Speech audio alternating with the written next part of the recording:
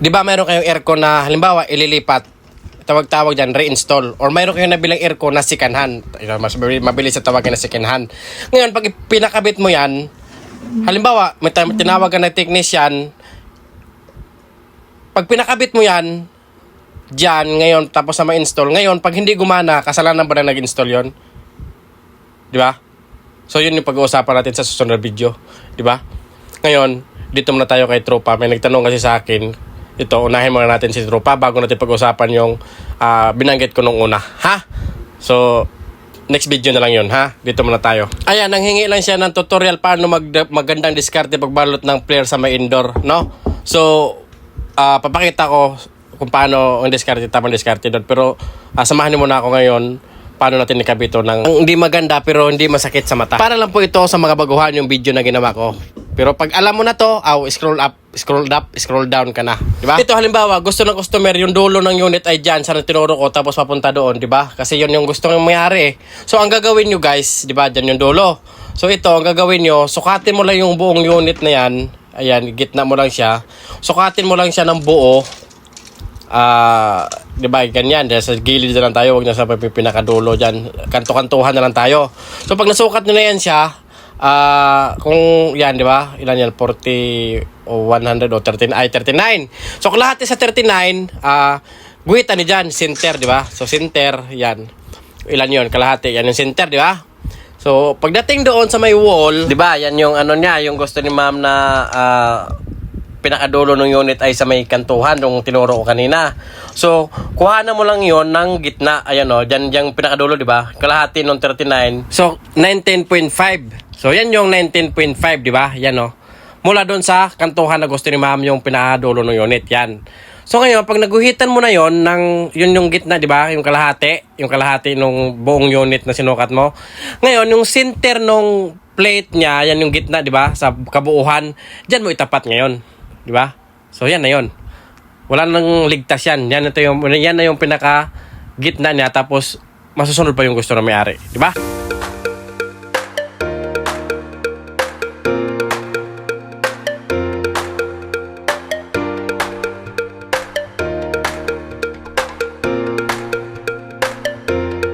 So, yan na yun guys, di ba? Ayan o, yan yung sinasabi ko, di ba? Sinabit ko lang para makita niyo, pero tatanggalin din natin yan kasi magli-layout pa tayo eh.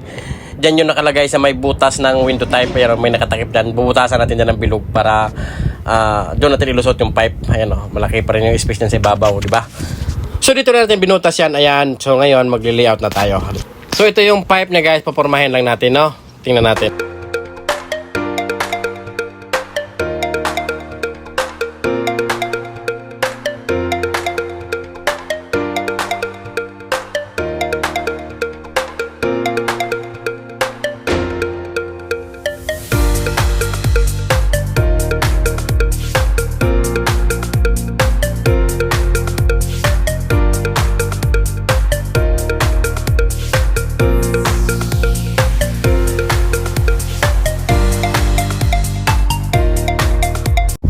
So tapos na natin siyang nabalutan. Ngayon, andyan na rin yung blue pipe na yung drain para isisuksok na natin mamaya, di ba? So, ang gagawin natin ngayon ay salpak natin, layout.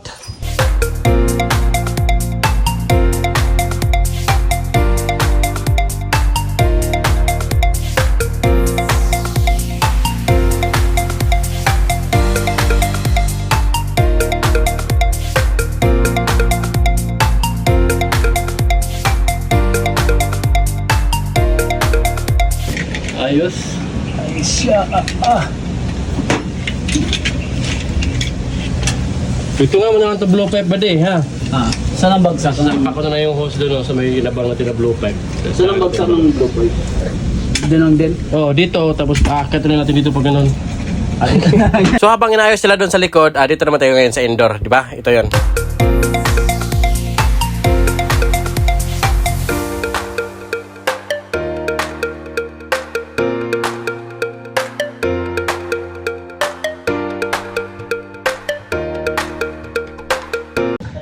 Ayan o. Basta may binder ka, walang yupi yan. May na naman yupi. Oh. Malinaw pa sa ihi. Ito, ilalim lagi yan. Yan. Diba? So may Babayin na lang natin to. Paano natin yung sundan? Yan, di ba?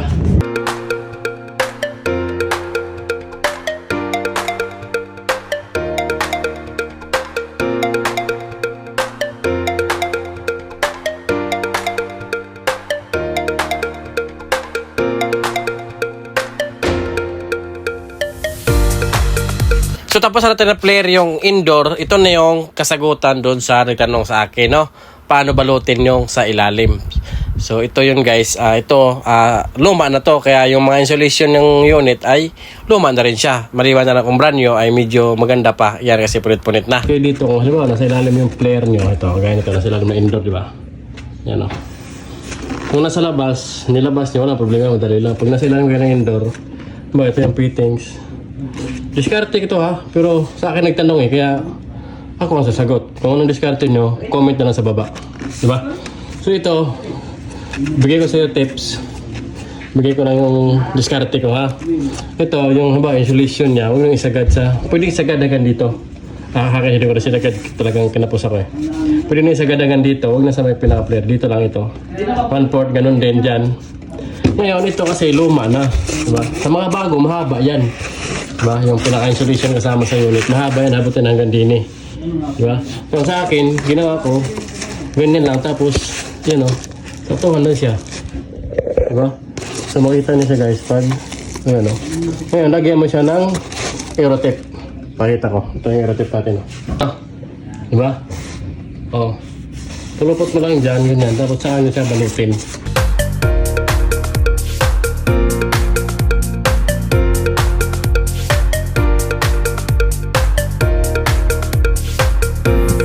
Di ba? Yan na yun, nabalot na siya. Yung dulo ng insulation kaya na pinakita ko, at saka dulo ng kasama sa unit, pag salubungin nyo lang siya, wag nung pagdublihin. Kasi pag nilagyan nyo pa siya ng aerotip, kakapalalo yan eh. So mahirapan kayo mag-lock.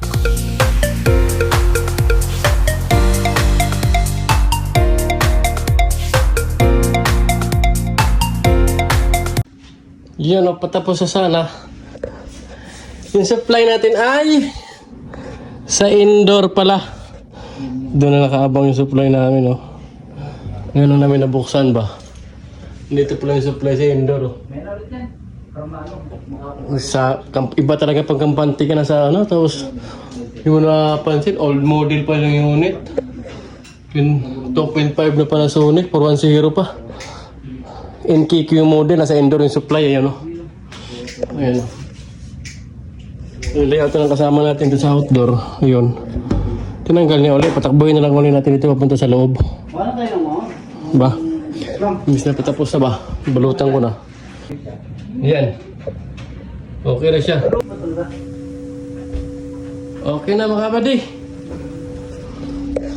Yan natin doon. Ayun o. Okay na guys. Diba? Dito yung kanina yung supply papunta sa outdoor. Hindi natin tinanggal yung flexible, balutan na lang uli. Sayang eh, pambalot eh, pag tinastas uli eh. Di ba? Tanggal lang yan. Kala kasi namin nasa outdoor supply eh, indoor pala. Tinanggal na lang, tapos ito na yun ang ilagay natin. Oh. Ito kasi yung main eh. Packet na lang doon, punta doon, tapos saksok na natin doon, di ba? No, yung supply niya. Okay na yan, yung nakadugtong nga na yung PC, pastilan, bandang kuya ka, Jo. Gura, Jo, wag ito, Jo. Paano, breaker? On.